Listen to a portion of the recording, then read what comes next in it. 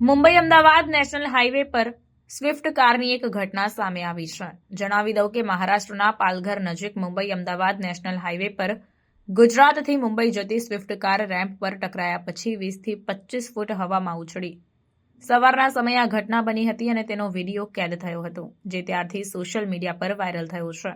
અજાણ્યા વ્યક્તિ દ્વારા ચલાવવામાં આવેલી કાર ઓનગોઈંગ રોડ વર્ક માટે મૂકવામાં આવેલા રેમ્પ પર ટકરાઈ હતી. ડ્રાઈવરે દાવો કર્યો કે નબળી દ્રશ્યતા અને અપૂરતી સંકેતો આ દુર્ઘટનાનું કારણ છે.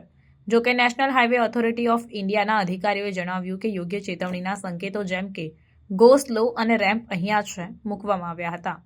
કાર હવામાં ઉછળવા છતાં ડ્રાઈવરે કારને જમીન પર ઉતાર્યા પછી નિયંત્રણમાં રાખી, જેનાથી મોટી દુર્ઘટના ટળી. સાક્ષીઓએ કારને હવામાં ઉછળતી જોઈને ચોંકી ગયા.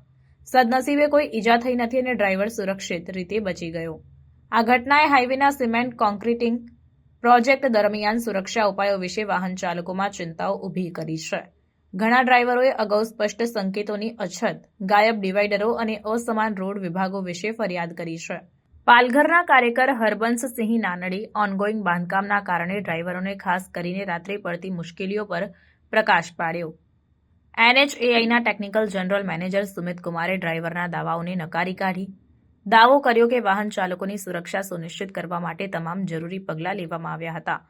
તેમણે ભારપૂર્વક જણાવ્યું કે રેમ્પ અને ચેતવણી બોર્ડ માર્ગદર્શિકાઓ મુજબ સ્થાપિત કરવામાં આવ્યા હતા અને બાંધકામના કામને સુવિધા આપવા માટે અન્ય લેનમાં ટ્રાફિક નિયંત્રિત કરવામાં આવ્યો હતો. આ ઘટના માર્ગ સુરક્ષા ઉપાયોનું પાલન કરવાની મહત્વતાની અને હાઈવેના ઇન્ફ્રાસ્ટ્રક્ચરની સતત મોનિટરિંગ અને સુધારાની જરૂરિયાતની યાદ અપાવે છે. અધિકારીઓએ ખાતરી આપી કે તેઓ સુરક્ષા પ્રોટોકોલની સમીક્ષા કરશે અને આવી ઘટનાઓને રોકવા માટે કોઈપણ ખામીઓને દૂર કરશે.